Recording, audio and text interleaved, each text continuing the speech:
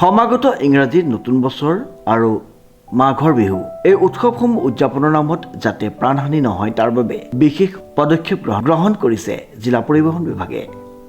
আমি আহিছোঁ মানে বনভোজস্থলীত যিবিলাক পিকনিক স্পট আছে সেইবিলাকত পৰিবহণ বিভাগ আৰু ডিষ্ট্ৰিক্ট এডমিনিষ্ট্ৰেশ্যনৰ নিৰ্দেশমৰ্মে আমি আজি ইয়াতে বেনাৰ ডিছপ্লে কৰিছোঁ।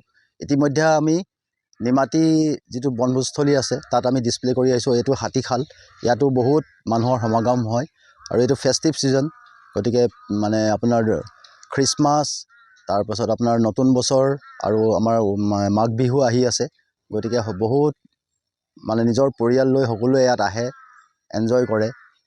আৰু আমি ইয়াৰ পৰা মানে আমি আপোনালোকৰ যোগেদি তেখেতসকলক আমি জনাব বিচাৰোঁ যে তেখেতসকলে যেতিয়া বনভোজস্থলীৰ পৰা উভতি ঘৰৰ অভিমুখে যায় যাতে তেওঁলোকে ড্ৰাইভাৰজনে মদ্যপান কৰি যাতে গাড়ী নচলায়, এইখিনি তেওঁলোকে সাৱধানতা অৱলম্বন কৰিব লাগে আৰু পথৰ এক্সিডেণ্টটো হ্ৰাস কৰিব লাগে, কাৰণ মানৱ জীৱন বহুত অমূল্য সম্পদ, গতিকে তেওঁলোকৰ নিজৰ জীৱনটোৰ লগতে আনকো যাতে সুৰক্ষা দিব পাৰে সেইকাৰণে আমি ইয়াত মানে পিকনিকস্থলীত আহি আমি ডিছপ্লে কৰিছোঁ।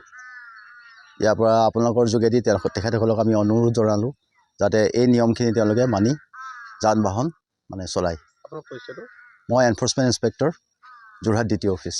জিলা প্ৰশাসনৰ সহযোগত পৰিবহণ বিভাগে যোৰহাটৰ যিসমূহ বনভোজস্থলী আছে সেইসমূহত সজাগতামূলক বেনাৰ আঁৰি ৰাইজক সজাগ কৰে।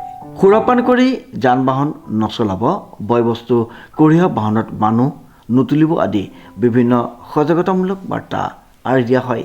পৰিবহণ বিভাগৰ উদ্যোগত পৰিবহণ বিভাগৰ এই পদক্ষেপক সকলোৱে আদৰণি জনাইছে। ডিজি বৰাৰ ৰিপৰ্ট, নিউজ নাও।